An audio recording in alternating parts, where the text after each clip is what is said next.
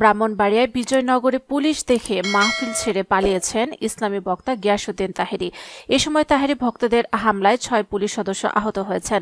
রাতে উপজেলার চর ইসলামপুর ইউনিয়নের নাজিরাবাড়ি এলাকায় অভিযানে যায় পুলিশ। এ সময় গ্রেফতার এড়াতে একটি বাড়িতে ঢুকে পড়েন তিনি। পরে সেখান থেকে পেছনে বয়ে যাওয়া একটি বিলের পানি দিয়ে পালিয়ে যান। এ সময় তাহেরীর ভক্তরা পুলিশের ব্যবহৃত একটি পিকআপ, মাইক্রোবাস ও সিএনজি অটোরিকশা ভাঙচুর করে। এতে ৬ পুলিশ সদস্য আহত হন এবং ঘটনাস্থল থেকে ৬ জনকে আটক করা হয়। হামলার ঘটনায় আহত ৬ পুলিশ সদস্য হলেন SI Faruk, ASI Pradip Das, constable Yunus মিয়া, নিজামুদ্দিন, মহসিন কবির ও মোহাম্মদ শওকত।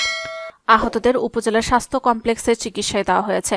আটককৃতরা হলেন ওমর আলী, শাহানুর, মুশারফ মিয়া, হাকিম মিয়া, সেলিম ও মিজান মিয়া। তাদের বাড়ি উপজেলার নাজিরাবাড়ি এলাকায়। বিজয়নগর থানার ভারপ্রাপ্ত কর্মকর্তা রওশন আলী এসব তথ্য নিশ্চিত করেছেন। তিনি জানান, বিনা অনুমতিতে গিয়াসউদ্দিন তাহেরীর একটি মাহফিলের আয়োজন করা হয়। এছাড়াও তাহেরীর বিরুদ্ধে আখাউড়ায় পুলিশের ওপর হামলার ঘটনায় মামলা রয়েছে। খবর পেয়ে পুলিশ মাহফিল থেকে তাকে গ্রেফতার করতে গেলে একটি বাড়িতে ঢুকে পড়েন তিনি। পরে সেখান থেকে পেছনে বয়ে যাওয়া একটি বিলের পানি দিয়ে তাহেরী পালিয়ে যান।